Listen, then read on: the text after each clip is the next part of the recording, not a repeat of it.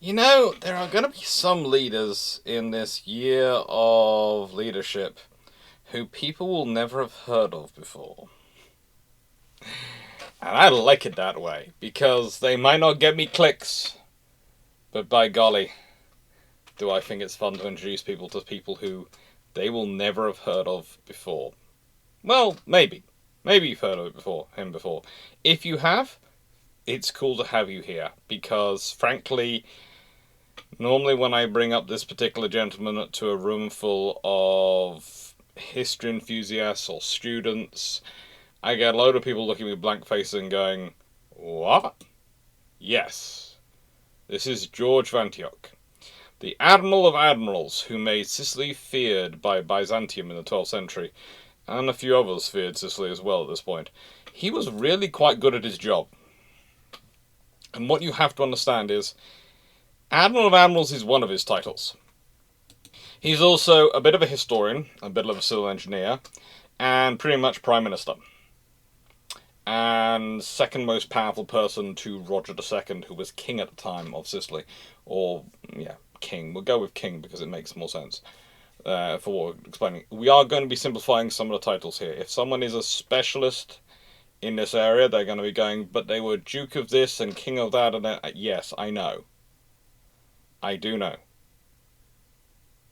But for the purposes of this video, we are simplifying some of their titles just to make it a little easier to follow, because I'm hoping this video reaches a lot of people who might have never looked at this area of history before and inspires them to go look further, and they will hopefully find out the wonders of all those titles. But as it is, if you're listening to this and it's the first time you've heard about this topic and you have no frame of reference, then in a video where I'm primarily talking about George and what he did,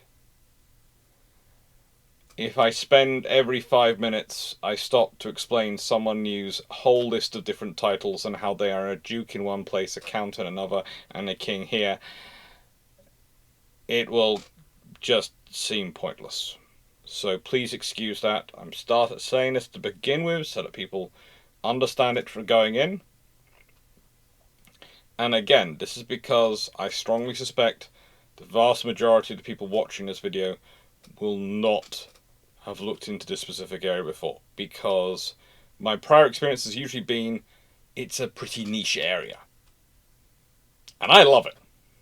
But I love all sorts of niche areas of history because I'm a massive history geek. I literally got a PhD because I'm a geek and I love doing more and more research. And I thought if I'm doing it anyway, and because it also helped me disprove a school which said as a dyslexic I could never do anything else. I could never do anything, never even get a university degree. So, got a PhD. But, you know, stubbornness and loving of researching history combined. PhD made sense. I enjoyed it. Anyway, George of Antioch, well, he was born in roughly 1080 AD. Now, usually, AD these days is changed by many historians to CE Common Era. And whilst I can understand that, there is also part of me which doesn't like that. And let me explain why before we go too much further. They basically decided that instead of using BC, before Christ, and Adonai, after Christ, basically, we should use before Common Era and Common Era. But they haven't changed the dates. They've just made the same starting point when we put for Christ. Which, to me, smacks of just a version of, right, we're just going to sanitize a system so that we can feel it's different when actually we haven't changed anything. And honestly, the problem is you can't really go back and change it, because if we start giving them different dates, then it's going to cause trouble. It's going to be a mess, and we're going to have to try and it's going to make it even more difficult to understand primary sources. And the thing is, the reason I tend to stick with AD, especially when discussing these periods, is you have to remember, the frame reference of the time of the people we're talking about, Another reason why I tend to use, when we're talking about the Chinese or the Korean, I use their dates as well alongside European dates so people can see what they're thinking of. Their mindset is this is the 1080 AD. This is 1151, 1152 AD, a year of our Lord, as they would describe it. And that's their thought process. So, yeah, it just seems to me it's far easier to leave it as AD, because that's how they thought of it at the time. We want to be Common Era, that's fine. I have no squirrels in that particular nut fight. Don't care.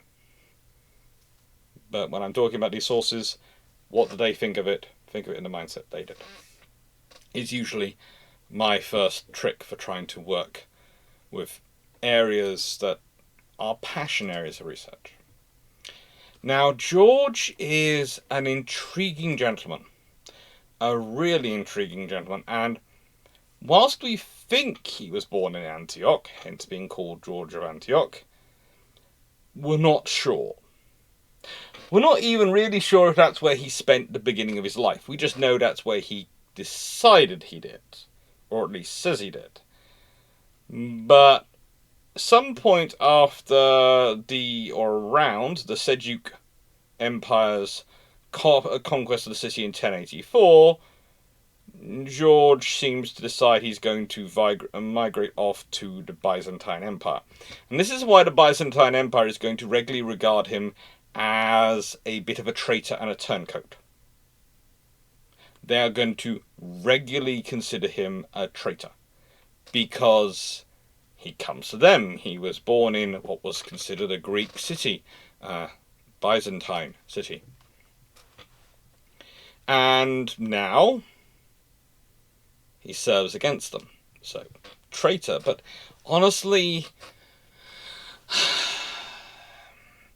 in this period, nationality was more fluid. And that might sound strange to think about it, but honestly, you will find some very senior people in some nations who are very loyal and patriotic to a nation were born elsewhere. And they are literally hired for their skills, and they stay loyal because it's a safe place for their family. It's a safe place for them to grow, a safe place for them to develop. So they stay there. It's somewhere safe they can put down roots. And one of the things is George doesn't really consider the empire that great. He does find employment working for Alexius Comnenus, the emperor, but there was a grave complaint made. The politics of the Byzantine court did not suit him. He was a bit too straightforward, and so they were exiled and shipped to sea. Now that's the actual phrase they use. And what's really interesting is that he then goes to work, the ship gets picked up by the Emir of Africa's personnel, and he ends up being employed by Tabin ibn al-Muiz as a governor of Sicily. Now the thing is, I have to say at this point, I don't think he's as old as the timeline there gives him. We think he was born roughly 1080 AD. We think he was born. But the phrase I would use is circa 1080, because if you consider this, he apparently goes to work for the emperor, and does actually have some work for him, when he's approximately before he's 7 years old, because that's when it's 1087 when they're forced to leave Constantinople. Now, I can imagine someone in their early teens finding work. That would be quite normal. They'd have a low-level position. His family would have higher positions. So I would say he's probably closer 1075. That would fit more with the timeline, especially if you consider that the other scenario is that at the age of 28, before he's even 28, he's already served. Well, he's on his third monarch, monarch in a different place, and he's already been a governor, and in a place where he was not born. It just because Tamlin Wills makes him a governor of Suze, and that just he has to leave there in 1108 because, well, his brother gets killed by Tamlin's son, Yaha. And frankly, that means George takes his family and relocates rapidly. It just, yes, being highborn, being educated can help you achieve a lot of things in this period and a lot of positions. But you can't be a kid and have them. It ain't going to work that way. And getting a governorship, being a governor in your early to mid-20s when you are from somewhere else, and yes, I suppose he serves there for 13 plus 8, 21 years. I suppose, yes, he's there for 21 years. He's there for most of his later, but still, he holds our positions first before he gets there. It all seems kind of quick, and kind of for someone of his age. So I think he's a little bit old. I don't think he's 1080. I think he's probably 1075 or something, because it's amazing. If you shift that just 5 years, everything seems about right. It seems about what you would expect. 5 years, even 12 is still a bit young, so maybe a little bit more than 5 years. If he's just 15, that would explain another initial positions, so that would put it, 1073, 1072, 1070. But, yeah. The point is, as is usual when we're dealing with people in this period, we really don't know their ages that well. They don't necessarily keep track of their ages that well. We'd think they would, because they're humans like we are. But such things can be problematic. You see, he becomes a mighty commander and works there till death. Dies in post. Having an air of mystery about your age is useful. It's helpful. It's valuable. It also explains, if he's a bit older, why he's so trusted in these posts, because he has got the experience. Because he has served in his courts. And that would explain he's got the experience and knowledge of operating them. Because one of the advantages he brings to the Norman court, one of the advantages he brings to that society, is that he has a lot of experience in Greek culture, in Arabic culture, and in assimilating Norman culture. And Latin culture he also understands. He's got a lot of connections with a wide community.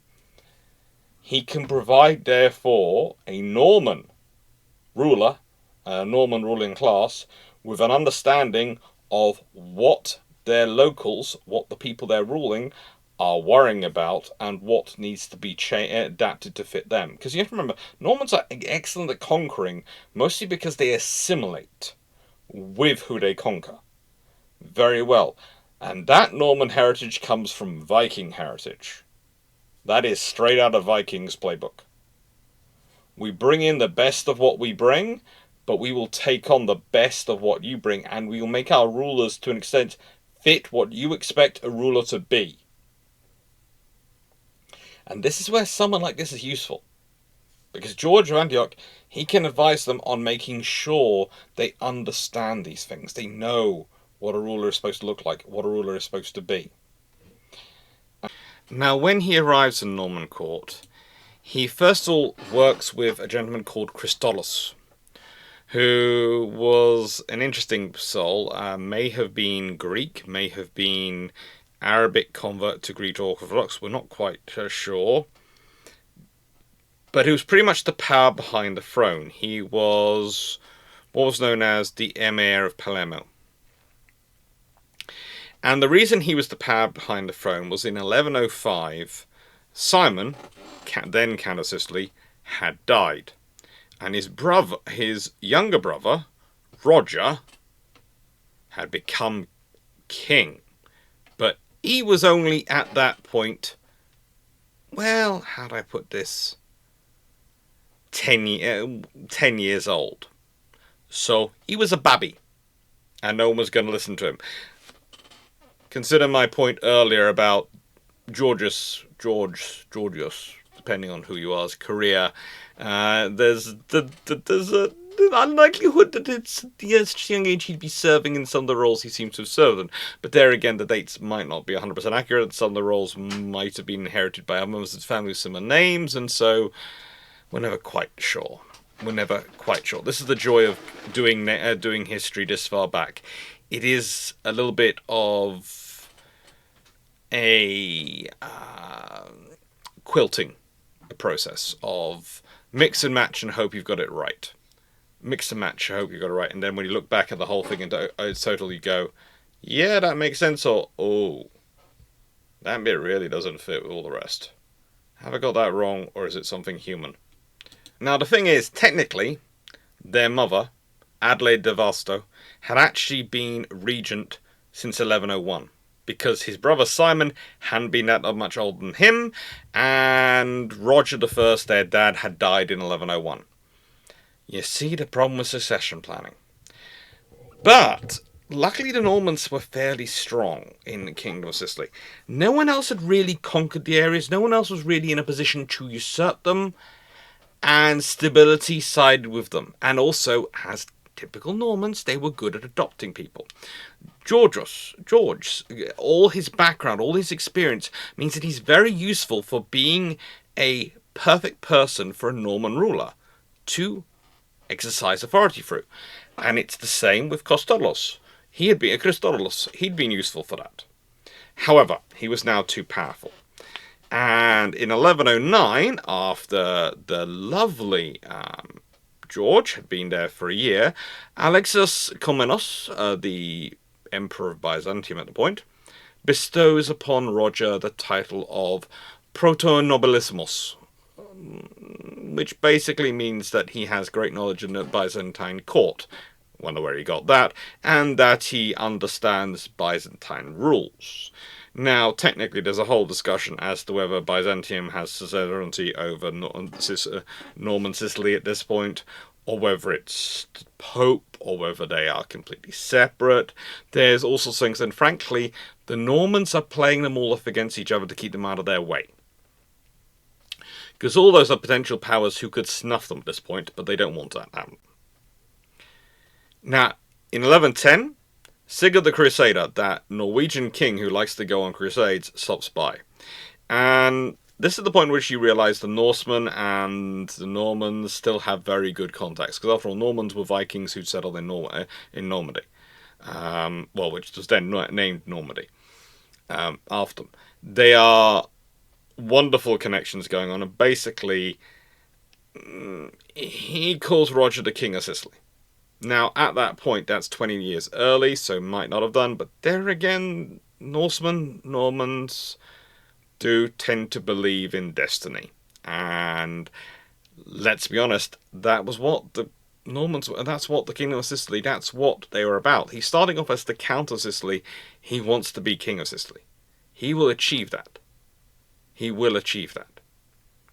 And by his side, through this all, will be George. It's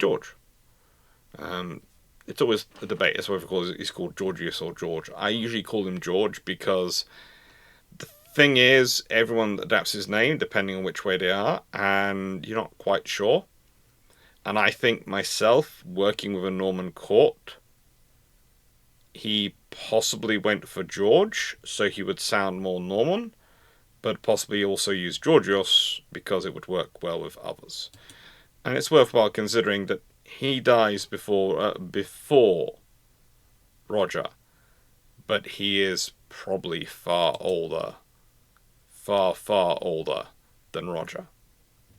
And yeah, his admitted age is 15 years, but I wouldn't be surprised if we are talking 20 to 25 years older. That would certainly fit with some of the posts which he seems to have held. And I should say, one of the reasons I'm again not recommending specific books in this particular video is because I have managed to find bits about him in about 2 different books, another bit in a third, and all have slightly different dates. And I do love that. But I will say this. Sarah Davis II and Jeremy Johns are 2 people who are exceptionally good historians, and I really enjoy reading their books. And David Abulafia is also someone who I wish I could find more books by. I have managed to... I've got one. I need to find more. But all of them are very good sources. Now, at first, he seems to, as I said, work well with Christodoulus. He's given a few administrative roles, some linguistic roles. He's given the job of administrating a district in Sicily, and he's even given the role of ambassador to the Fatimids in Egypt. Which, think about that. He is the ambassador to Egypt, sent to Egypt. He was born in Antioch. He served the Byzantine court. He served the Tunisian emir. And now he is representing the Norman count to the Fatimids in Egypt. This is the point I was trying to make about people's nationalities as in which state they belong to, being less relevant in this period.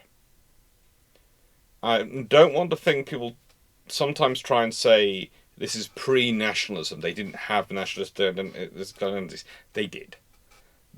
They have what they identify themselves as. And the nicest way, if you ever dealt with the Romans, they would certainly have identified themselves as Romans. There was nationalism. To pretend there wasn't is being very, very ignorant of the history, I would argue. But what there isn't necessarily a case of, well, I'm now in this country. They have allowed me to live. They are allowing me to profit and work from them and survive and raise my family in relative safety. Therefore, I'm now loyal to that country. And you would be expected to be loyal to that country, as you resided there. So, residency loyalty is a thing. And you might even make that part of your identity. You might make that place part of your identity of who you are. George certainly seems to. Now, the thing is, there's a dispute between the Christian scholars and the Muslim scholars of the time period as to when exactly George starts to undermine Christodoulus and takes a position at court. I would say the trouble is when eventually Christodoulus loses his position in 1126 and George assumes all his powers, he got too powerful. And it's a classic scenario.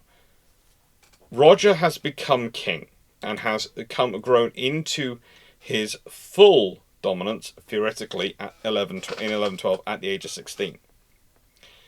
But running a country for a 16-year-old is very different than the 26-year-old. As a university lecturer, I have had this fun myself.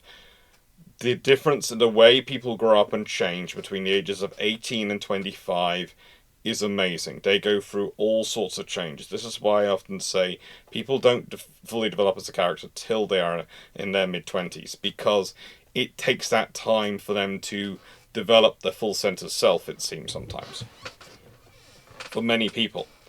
And for a ruler who's getting to understand the position of politics, leading their armed forces, being a personal warrior, doing their courtly duties, etc., learning a very multicultural society, as is true for any or most Norman conquests. Yeah, this takes time. There's also the reality that his mother goes away. But in 1117 she returns because the Patriarch of Jerusalem declares her marriage with Baldwin I of Jerusalem invalid. Now that's rude. That's an insult. You have to remember in this period, marriages are alliances. If you've married my mother, that's an alliance, meaning if you're in trouble, I will come to your aid because you have my mother as your wife, so therefore you are my father. And we are related. Having that marriage declared invalid, not invalid, you've been using my mother and now you've declared it invalid? You've stripped her of her rights and kicked her off home? That's an insult. That is a massive insult. It's also around about this time that he marries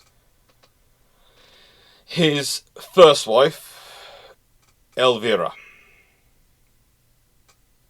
Well, because why not? And she's the daughter of King Alfonso VI of Castile. That's a good connection to have. That is a very good connection to have. And by the way, his wives will go Evilla of Castile, Sibylla of Burgundy, and Beatrice of Raphael. The guy does like to get married. He really does. Now, along with the growth going on, you have the growth of George. So George's position is growing, his capabilities are growing. It's being understood. For a long time, Christolos didn't really have a threat in court as no one else was really up to his same level. George is there. Now, in many ways, Christolos probably brought him in because it's useful to have smart people and it's useful to have a smart assistant. But the trouble is, a smart assistant who's being trained up can replace you. And the more you delegate to them to run things, the more experience they get to be able to replace you with. And then on the other side, you have a relationship which is changing with the monarch as they're stepping up. They are looking less and less for a father figure or someone who's going to advise them like father to someone who's going to advise them like a colleague, a friend, a mentor, a servant, ultimately, because they are the king and you are their de facto prime minister.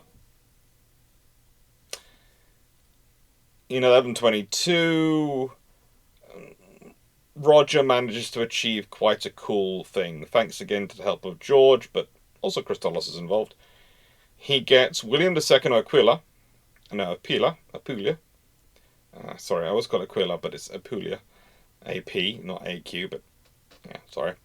Who was fighting with the Count Giordano Moreno to renounce his claims to Sicily as well as Calabria in exchange for Roger providing 600 knights and access to money to support his campaign. It gets even better the year after he's got rid of Christolos, and he's now got George as his prime minister, de facto. Because, well, in 1127, William dies childless, and Roger claims everything. He claims the Principality of Capua, he claims it all.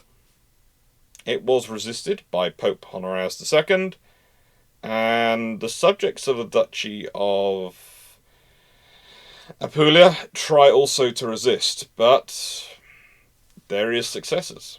There are successes in sorting things out. Even though the Pope managed to preach crusade and get Roger's own brother-in-law, Ranulf II of Eth, and Robert II of Capua to turn against him and attack him, they fail. They lose. They lose because of some skill on behalf of his prime minister. and his ability to support his logistics campaigns and organize logistics. Roger's a good commander. He's not good at logistics, and he's not good at the naval side of operations. I often think that's probably why he gives the title of Admiral of Admirals to his senior civil servant, because that's basically what they're running. They're running his logistics, and they're keeping the seaways clear so he can maneuver. And it's after Roger has been recognised as the Duke, and then Pope Honorius dying, that Roger managed to support the correct person for Pope, and is made by papal bull King of Sicily. And that's important. Divine right of kings is already a thing. Having a papal bull which says you are the king by the Pope means that you've got that status, means other kings cannot just discount you, and means now you technically are pretty much independent. And so he's crowned in Palermo on Christmas Day, 1130. And that's where the King of Sicily starts coming in. And then we have to consider, how does George become the Admiral of Admirals? How does he do this?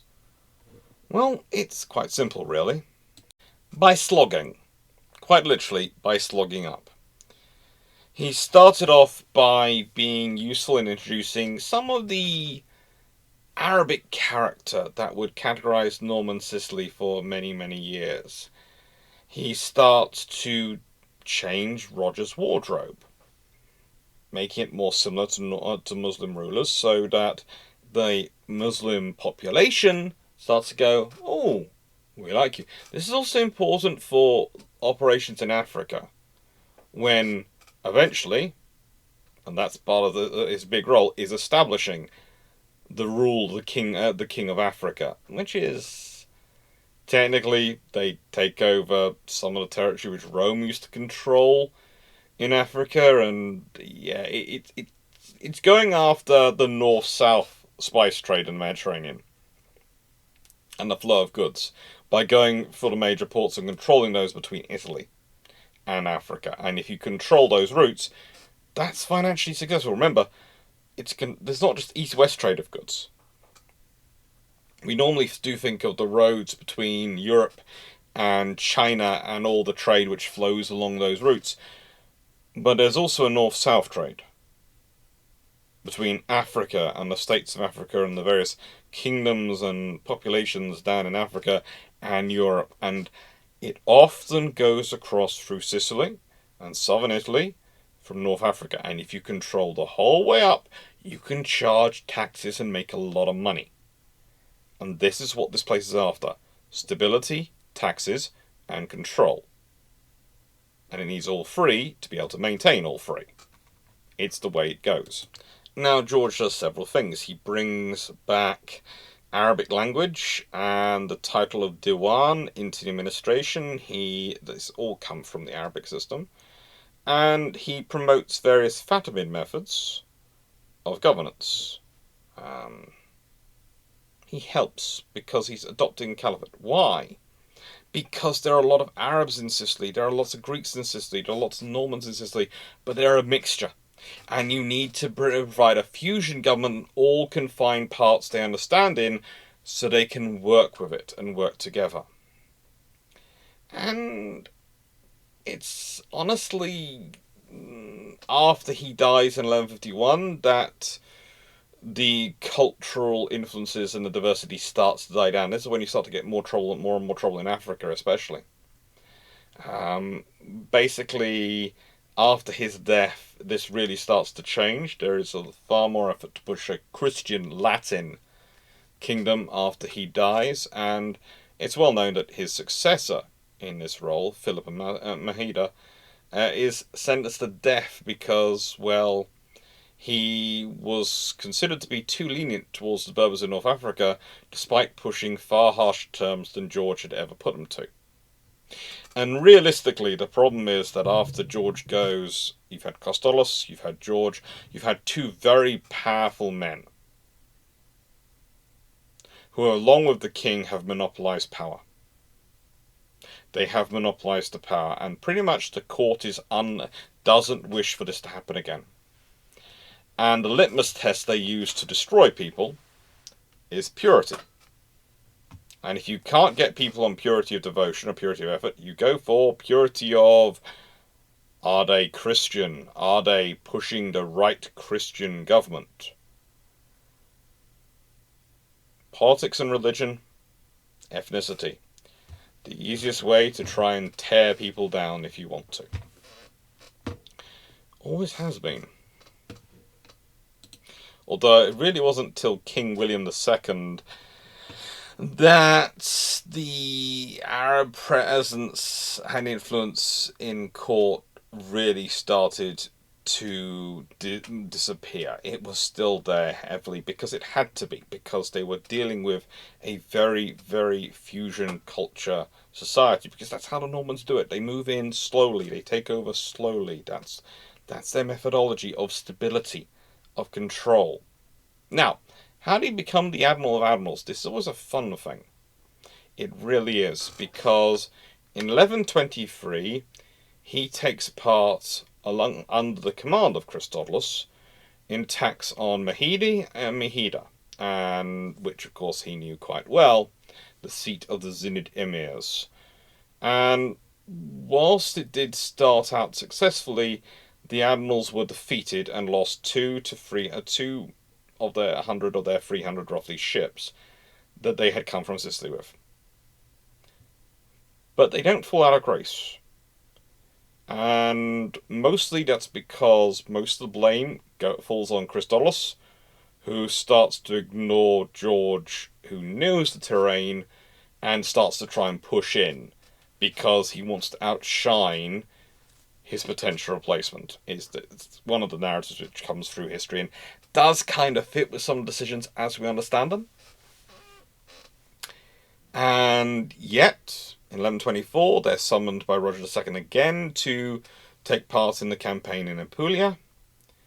And that point was interesting, because it's at this point that Roger makes George Admiral of Admirals, and that's the first time in first post he really takes the position of Christodulus, and he outranks him. And that leads up to his full replacement in 1126. But this happens in 1124. So he becomes Admiral of Admirals 2 years before he becomes anything else. So basically, that's kind of Roger going, we'd have won that battle if he'd been in charge, not you. So now he's in charge. George leads the blockade of Amalfi, and Roger achieves, thanks to land operations, the subjugation. And that's pretty much how it starts to set up from this point. George commands the naval side, Roger takes the land side. George decides, administers the logistics, gathers the intelligence, gives the information, sorts things out. Roger makes decisions and leads the land battles. They have their skill sets, they play to them. It's a partnership. And it's an effective one. It is. With that being said, though, Shameless book plug time. So, Shameless book plug. When I say thank you to everyone for liking, sharing, subscribing, helping the channel grow, all that stuff, thank you. And also talk about books. There's lots of books. The next one on my own books is coming. It's been weird, but recently I've been, I've got everything set up for it. I just have to be happy with it. And there's the trouble. I have to be happy with it. It's roughly 45,000 words, he says at the moment, but the trouble is, the longer it goes without being published, the more I'm tempted to fiddle with it, and more things keep being interesting. I wanted to spend some time in National Archives before checking the articles, checking that I've got the correct, all the correct references and all the correct ADMs. I'm sure I have, because what I do is I take pictures of take pictures of the whole file, and then stick them in a file on a computer labeled with that particular ADM that details and its name, etc. So I can find it and search it in my own system. So I'm sure they're all good. And I always take pictures at the front of what the file cover is and what the little yellow ticket I have is, and so I'm double and triple check that in that way. But before I publish it, especially as I'm self-publishing it, I want to quadruple and quintuple check that. Literally, I'm planning to spend, once we get to the point of finally selling the old house, and the old house is sold, while I'm up there emptying it, I'm planning to spend at least a day to 2 days in National Archives, literally just doing that. Getting files out, checking that the correct files labelled, and then putting them back. I'm going to be causing so much annoyance to the staff, because I'm just going to be a constant churn around the documents. Oh, I'd better make sure I do a massive order before I arrive. But no, it's all thanks to you that this is all possible. So thank you so much. And I hope you noticed, and I hope you realise that I'm starting to record the videos in advance. I'm hoping to build up to recording many videos in advance, and so that they are recorded a long time before they're needed. And so therefore there'll be a constant. You'll be able to look ahead and go, all these videos are already scheduled. And then if I'm ill or if anything happens, it's a case of not everything goes, because not everything is being recorded within 5 minutes, or usually within a couple of days at a deadline. I'm trying to get it ahead, basically. I'm working hard to push it ahead. Sometimes I get dropped back, but I'm working hard, and I hope it's helpful to you all. I really do. Thank you. Right then. Now this is the map of Africa, the Kingdom of Africa for Sicily, at its largest point. This is also when Sicily was really at its largest point as an empire, and if you consider as a nation, it really does control the trade from Africa to Italy and into Europe. It controls Corfu, it controls all the boot of Italy, it controls Sicily, it controls Malta, and it controls African coast. The same place, where Rome once had to control Carthage. This is what we're seeing. It's a control the same old trade routes. And George has a big role in this. George really does get going in this one. Now, whilst Jerba and Tripoli, these are all big things. These are really big attacks, and they're really important for the success. And his operations in Tripoli, they are incredibly good. But realistically, you see George in his best as admiral in 1148, when he, after all, is a former Mahdian officer. He served there against Al-Hassan. And when they're off the island of Pantoa, the Sicilian fleet finds a Mahdian ship, and it's bearing carrier pigeons. The internet of their age, the rapid transit email system of their period. And George decides to use them to send messages home. But of course, they're not going to go home to Sicily. They're going to go home to Mahdia. And he puts in it that he's taking the fleet to Byzantium.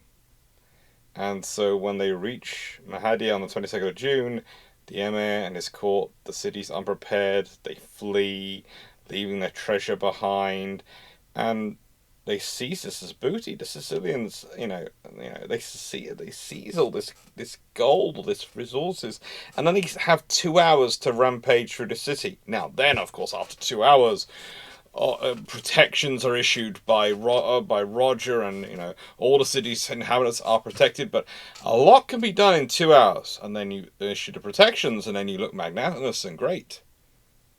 But a lot can be done in those 2 hours. A lot of booty can be seized.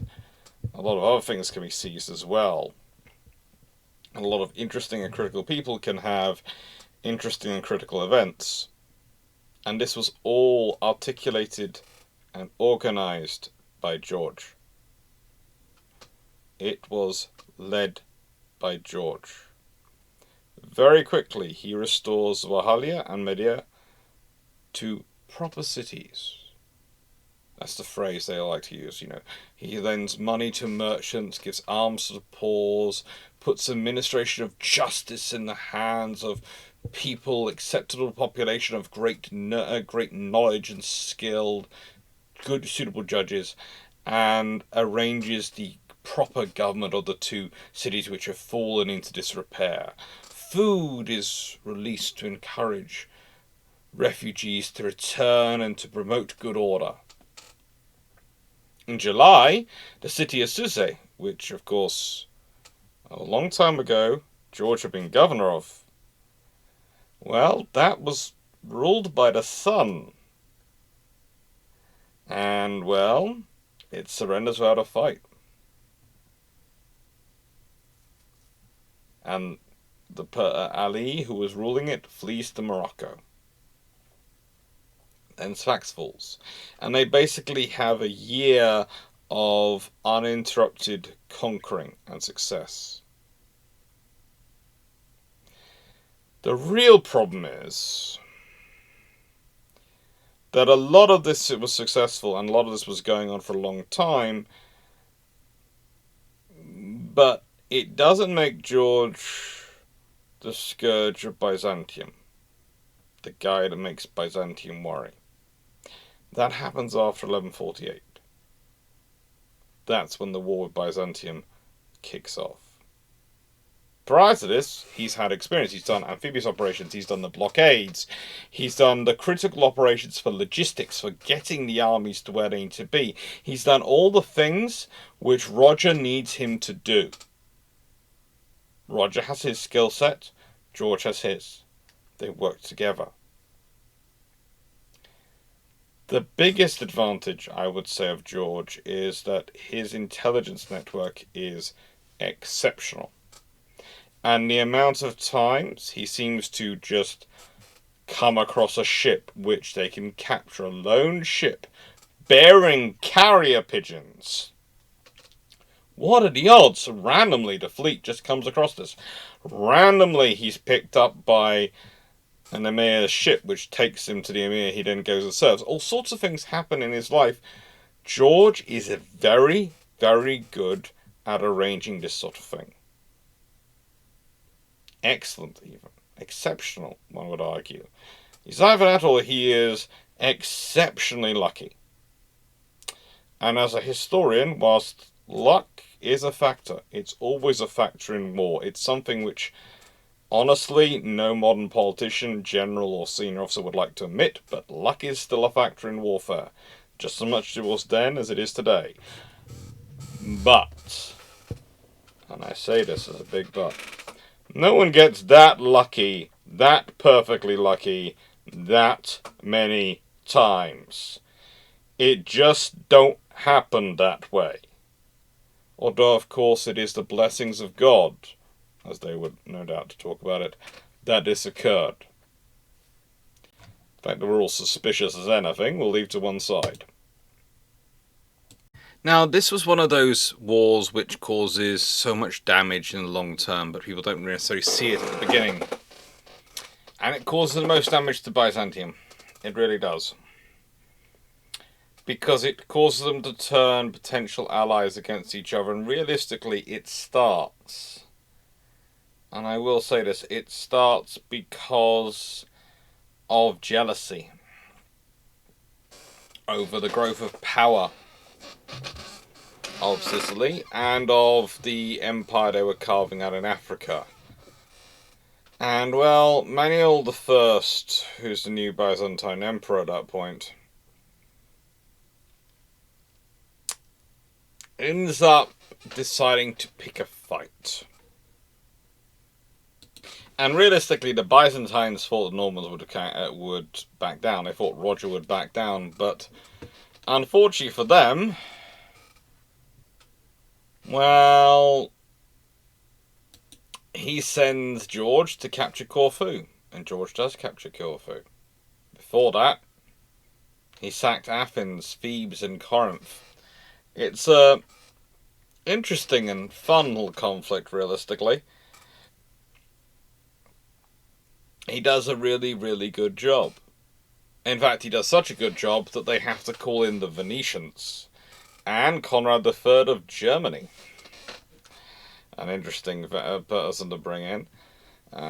He was Duke of Franconia and then, well, King of the Romans in the Holy Roman Empire from 1152. He's a powerful.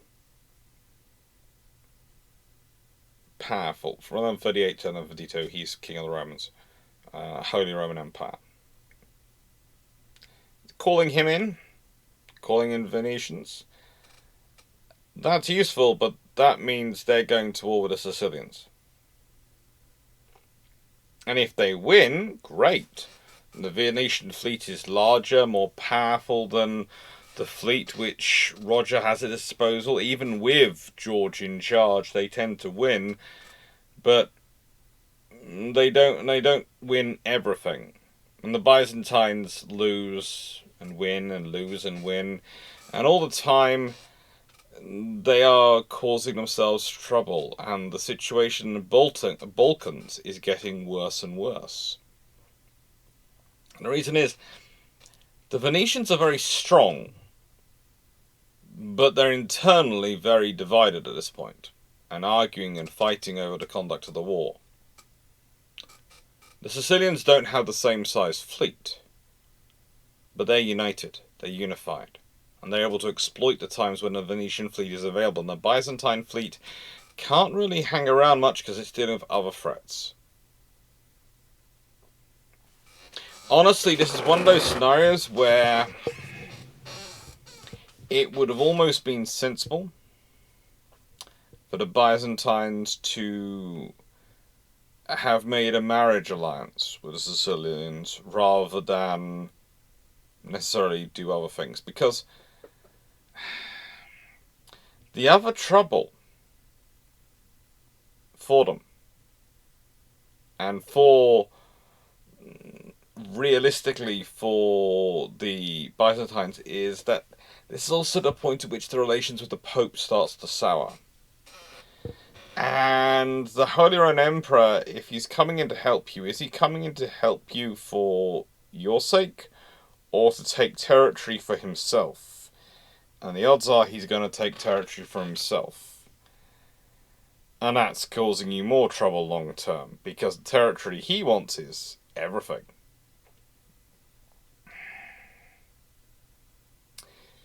It actually becomes a critical point that Byzantine under Manuel spends most of his political time, foreign policy, maintaining the alliance with the Holy Roman Empire and trying to use that as a prop.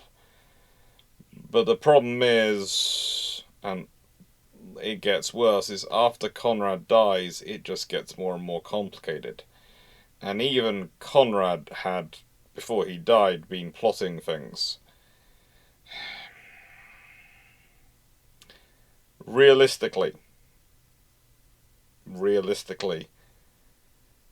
there are issues constantly for the Byzantines in trying to deal with this mess.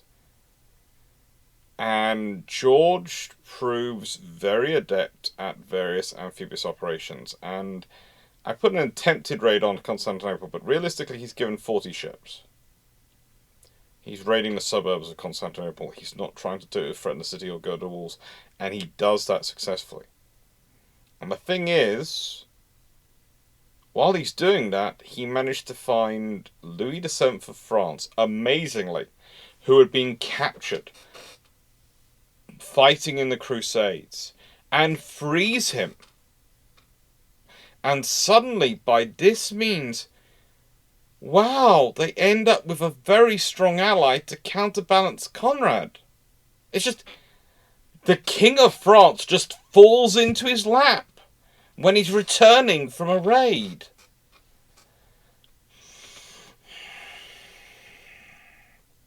See what I mean about his luck? It's amazing. He's just so lucky. Now, this is a point at which I'd love to talk about the legacy of George in terms of the empire kingdom, later empire he helps build and all these things. But honestly, as I already explained, a lot of his influences on court get eradicated by people seeking a purer form of government after he's dead, after he's gone, when they no longer have to contend with such a powerful man in the position he was in. And that works for them in some ways, it doesn't work for them in other ways. It causes them problems, ultimately. It causes them a lot of problems. But he still has a legacy. There's a bridge in Palermo, which he built. There's a church in Palermo, which he built. The Santa Maria dell'Amiglo. And more importantly, he set up and built Sicily in partnership with Roger II to become a fairly potent power. Honestly, I think if there hadn't been the issues that come after those two, if they'd managed to ensure a better line of succession of both Roger and of George, I think they could have built up. If you consider the empire they're building at their greatest extent, if you consider this territory, they should be able to rival Venice. They should be able to rival Venice. And rival their fleet. And rival their positions. And if they could get control of some of the east-west trade as well as the north-south trade, they would have made themselves into a very rich, very prosperous nation. But ultimately the problems come after Roger and George are both gone. The very policies that have been adopted, which have allowed them to integrate so many different and disparate groups into their nation, into their kingdom which they're building, start to be rejected and ignored and overruled because people want to seek something else. They want something purer. But they don't have the population for it. This is the trouble. You pursue the policy of integration and understanding because you do not have the population to rule, to either displace the existing population or to rule by force alone. You adopt a policy of power, of status, of looking kingly and applying kingly virtues, because if people see you as a king, therefore you are a king, therefore they will treat you as their king. You must be their king, because they see you as a king. The more you other yourself and rely on force, the more troubles you create. And this is one of the reasons why the Kingdom of Sicily ends up turning very inward, becoming very inward-looking for many, many years, because they're always dealing with internal issues to try and, some would say, Latinize their population. I would say Norman/Latinize their population, to bring in their population to a Christian version which is a hybrid of the Norman and the Latin ideas. And Latin in this extent, we're talking Roman and Italian. Latin tends to come from that sort of area in this period, is what we were talking about. And that's a problem. Time you're wasting on internal purity and internal purification is time you can't devote to dealing with border issues and foreign opponents and organization and building up your armies properly. It's something which we are learning again in the modern world.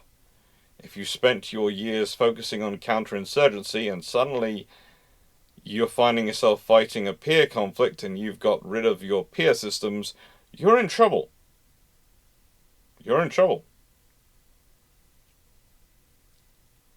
And when people are putting forward ideas like accounting rural internet access towards defense spending, whilst I suppose you could argue there is some resilience there if it is the case, there's also the fact that most nations have a separate communications system for defense purposes. So, okay. But continuity of government, I guess. There's always arguments to be had for it. But the thing is, whilst that's a good thing, a good infrastructure thing to invest in, it's not really a defence thing. And it's a symptom of, like Sicily was going through, of a country which is dealing with internal issues in a very weird way. It's trying to justify everything to everyone as coming from one source, instead of embracing the fact that they have got these different groups under their control and fusing them into one. Instead of fusing them into one, they're trying to impose one. And that's a problem. Successful countries in this period, successful kingdoms in this period, and groupings work on fusing cultures into one. That's how it works. You fuse the culture into one culture, so that it works and understands it, and everyone buys in, and from the culture they've come from that you've taken over, they understand these bits, and therefore that gives them a reference to understand those bits, and everyone feeding in, and then once they're into one culture, then you start expanding your culture. George and Roger may not have necessarily understood that, but that's certainly what they're working on. That's certainly what they were implementing. And that was a successful model. And whilst it's a very successful model that they can build from. The troops which Roger is often deploying in fights are Muslim soldiers. He has Greek sailors, Muslim foot soldiers, and Christian knights fighting in one army successfully.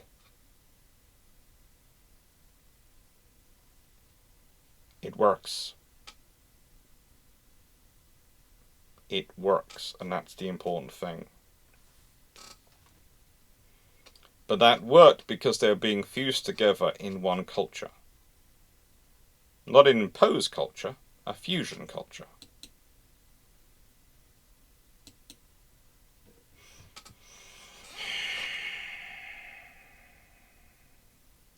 And the thing about a fusion culture is the people guiding it get to choose which bits they like for it. Do you want a Roman church or a Greek Orthodox church? Or do you want a Roman service in a Greek Orthodox setting? You can choose. You can evolve it. You can decide how you bring it together in a way which suits you and suits the scenario you want to create.